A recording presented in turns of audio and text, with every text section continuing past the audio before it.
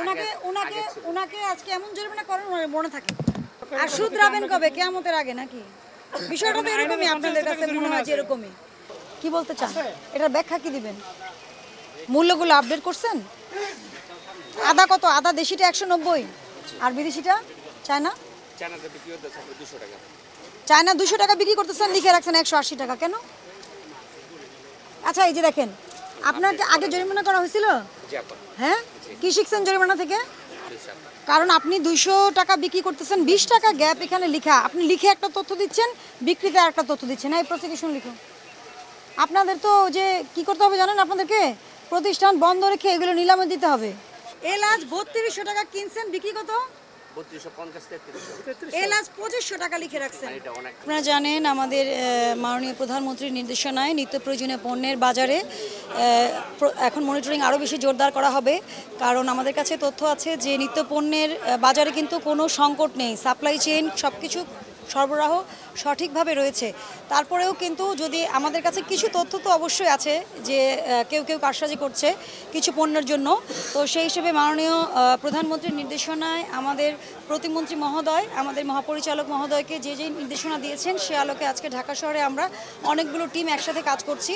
আমাদের এখান থেকে মৌলভীবাজারেও গিয়েছে এবং আরও ঢাকা শহরের বিভিন্ন গুরুত্বপূর্ণ বাজারে আমরা আজকে এই যে আপনারা দেখেছেন যে আজকে কিন্তু আমরা কি করছি, তথ্যের আদান প্রদান করছি এবং ওনারা মানে আসলে প্রতিকার তো পরের বিষয়, আসলে কারণটা উদ্ভূত হওয়ার সঙ্গে সঙ্গেই ওনারা কি করবেন যাতে আমরা দ্রুত ব্যবস্থা নিতে পারি সেই বিষয়ে কিন্তু আমরা সকলকে জানিয়েছি।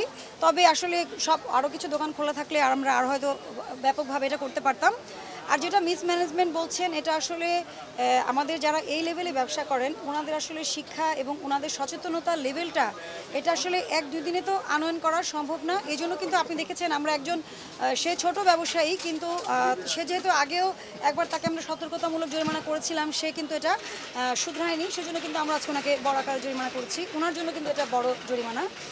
তো আমরা কিন্তু মিসম্যানেজমেন্ট পেলে ব্যবস্থা নিচ্ছি এবং একই সাথে মোটিভেশনাল স্পিচ দেয়া এবং ওনাদেরকে সহযোগিতা করা, আমাদের হটলাইন নাম্বার, আমাদের মোবাইল নাম্বার দিয়ে সহযোগিতা করা যে কোথায় যেতে হবে।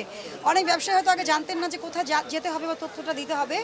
তো সেই আলোকে আমরা এটা করে যাচ্ছি কাজটা আমাদের প্রোটোকল অনুযায়ী এবং আমাদের মহাপরিচালক মহোদয় নিয়মিত যে নির্দেশনা দিচ্ছেন এবং এখন তো একদম উপরমহল থেকে নির্দেশনা আছে আপনারা জানেন।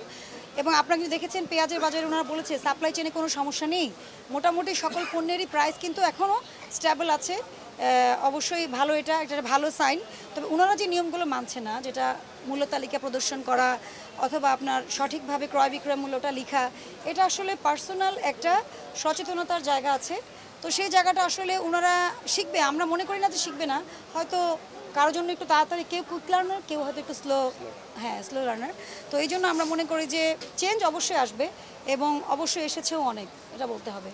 জরিমানা করা হয়েছে কয় দফা? আমরা 2টা প্রতিষ্ঠানকে জরিমানা করেছি এবং দুজনকেই আমরা দেখেছেন আপনারা, একজনকে সতর্কতামূলক যেহেতু নতুন ব্যবসা শুরু করেছে, আর আরেকজনকে আমরা একটু জরিমানা বেশি করেছি কারণ ওনাকে আমরা সতর্কতামূলক, খুব ছোট প্রতিষ্ঠান উনি, ওনাকে আমরা 10,000 টাকা জরিমানা করেছি, 10,000 টাকা জরিমানা আরোপ করেছি। হ্যাঁ, কারণ উনি যেটা দাবি করছেন ওনার ক্রয় মূল্য এবং বিক্রয় মূল্যের যে ঘোষণা তার থেকে আসলে ওনার বাস্তব চিত্র অনেক ভিন্ন।